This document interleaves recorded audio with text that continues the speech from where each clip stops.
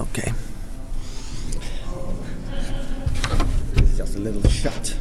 I'm curious about the General Motors. General Motors. Oh, yeah. And you are Rebecca Harris. I am. Burns. I am. And you are a doctor, right? I am. Oh, how come? Seemed like a good idea at the time. Continued education. That was a long time ago? I think I graduated with my PhD in 98 or 99, something like that. 99. Yeah. Okay. So I went and got my master's right out of college and didn't do the PhD right away, and then my father kept bugging me to get my PhD, and I finally took one class to appease him, and then one class turned into 2 classes, and 2 classes turned into 40 classes, and by that time it was too late to just not finish. But you didn't drop out like Steve Jobs, right? No.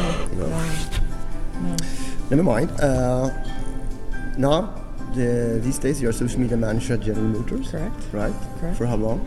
I have been in this position for just over a year now. A year? But I have 21 years with General Motors. And now you will speak about deepening connections and changing perceptions. Lesson learned from General Motors' return to social leadership. Mm-hmm. What does it mean, return to the social leadership? It means that we have to find a way to connect with people, and social provides us another way to connect. So we, prior to the bankruptcy, had a very large effort in the social media space, and during the bankruptcy a lot of that got a little lesser because of just the things that were going on. So a real focus on bringing us back into social and reaching people through that medium, which is a place that people wouldn't normally pay attention to us. Does that mean that you have to be more human by yourself as a company? Yes, trying to put a human face, a people face on the GM bug. So instead of, when you think of GM, you don't think of, the big bad company. You think of the people who are working at the company and what they're trying to do to better, their company.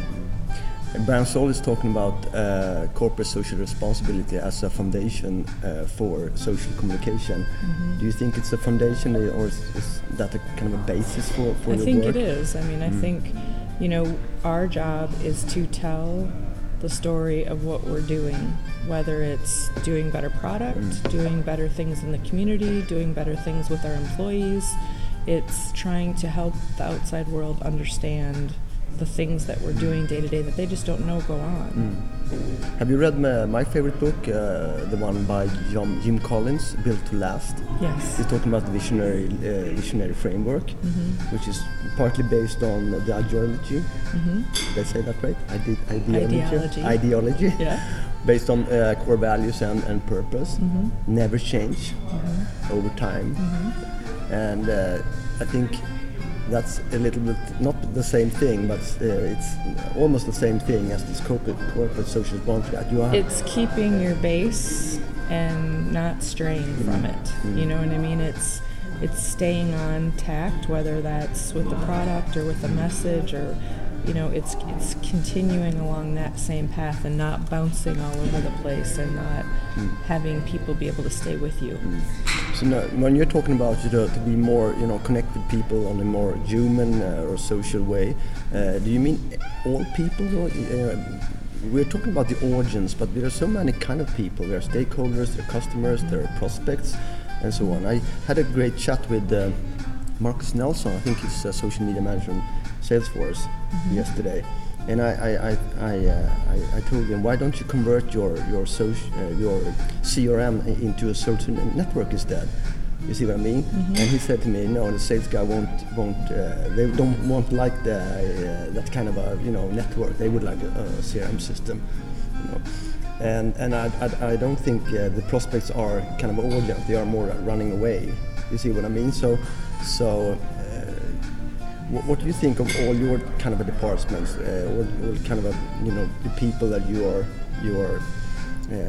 that matters to you, both prospects, leads, and journalists, and existing customers? Well, how do you treat these guys? What we do is we kind of go at it like a three-legged stool. So on one side there's the PR team, on one side there's the marketing team, and on one side there's the customer service team. And I'm going to talk about that today. And we all have swim lanes.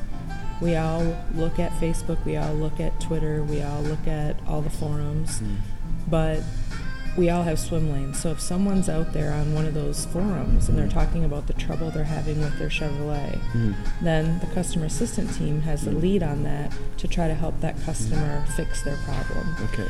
If they're talking about wanting new product information or they're wanting to talk about how they love their Chevrolet, then that's more the marketing piece of the world, and they address that.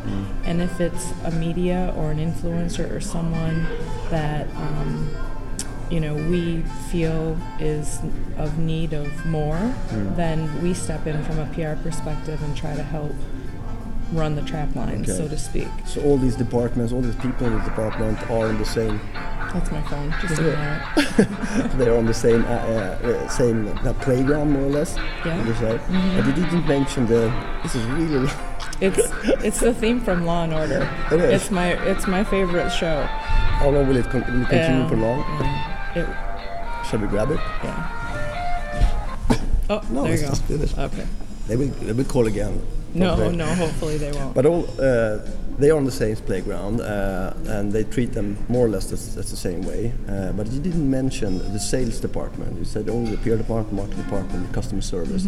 The customer service department goes after the sales leads, and then they hook them up with the appropriate dealership. Okay. So that's covered in that swim lane. Okay. I see. And and then you are based on different kind of a platform, social media platform. You still have your homepage, right? Is that kind of a base for your communication? Because we use each one of the platforms for a little bit different thing. We use our blog to talk about product and the things that are going on that are core to the business. And then we use Twitter and Facebook to amplify those messages and to engage with people. So we do a little bit of both, but we use the blog as our product news space, so to speak. Okay. What about your newsroom? If you're coming from the traditional PR perspective, then you have a newsroom, and some of you guys, you are building a social media newsroom with a lot of engagement and stuff. What happens with that if you compare with Facebook page, Google Plus page, etc.? If something goes out on the news line, we pick it up and publicize it on social if we feel it's a good fit, but we make it more social focused.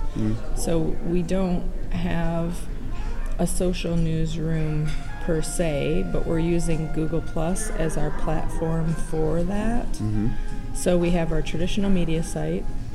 If we want to go with something social, we plus it up to Google Plus, and then we highlight it in like a one-liner on Twitter or a little post on Facebook with a link. So we're trying maybe a little different method by not necessarily changing our traditional news source, but pushing people towards Google Plus. Okay, but you still got your newsroom though, and is that a way to treat or to serve journalists? Absolutely. I mean, it's very much more digital than it used to be. Way more photography, way more interactive clicks. So if you go into the release, you can go directly to the highlighted areas for more information on those pieces. So it's much more robust than it used to be. So why do you think journalists? Why do you think journalists should go to your newsroom instead of just going to the Google page, or is it because there's more content there? You keep your content huge there? Content, huge details. Yeah. Okay. And that would be impossible to put all these contents into, they don't want the same thing. No, exactly. They want the hard ones, not the, Okay, so that's one of the main difference between the pages on Google Plus, for example, if you compare with your own social newsroom. Right. Okay. We still have a lot of automotive enthusiasts media that want all the detail. They want to know the horsepower, they want to know the torque, they want to know all the meaty stuff about the car, dimensions, and why it's better than the competition or why it doesn't compare to the competition or whatever. As a social media manager, are you involved in that kind of work as well? The work with traditional, with the media relations and stuff? We are, in the sense that if we launch a product or we do an event, there's a social component of it. So if we're doing a ride and drive, there's a few social media we include in that ride and drive. Or if we're doing an auto show reveal, we include social in that auto show reveal. So we're all part of a large team. One of the reasons why journalists like the social media newsrooms and the social spaces in general is that they get another angle on the news, because if the news has been commented or shared, they got a more rich picture of what's really happened. And we do put things on Google Plus that are different than the traditional newsroom. We try to present it with one thing that's different that they can't get on the newsroom. Okay. And then you said, have you any community management team? Yes.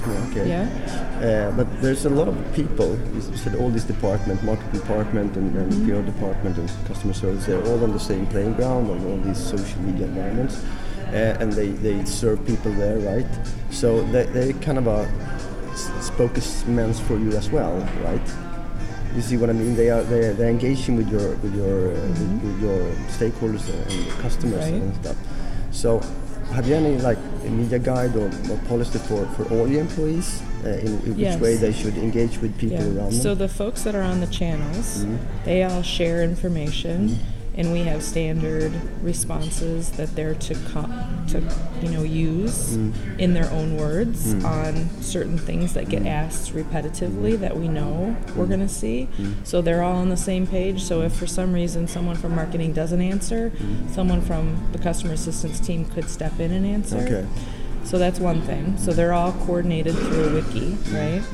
And then regular all GM employees, we've recently just put together a social media training for the entire company, and that's launching right now. So on our company website, there's the 7 or 8 principles to social media, and anybody can get those any day of the week. And they're very very simple, and don't share anything you wouldn't want to have floated around the world, and don't tell any secrets, and make sure you acknowledge you're a GM employee working on GM business, those kind of rules.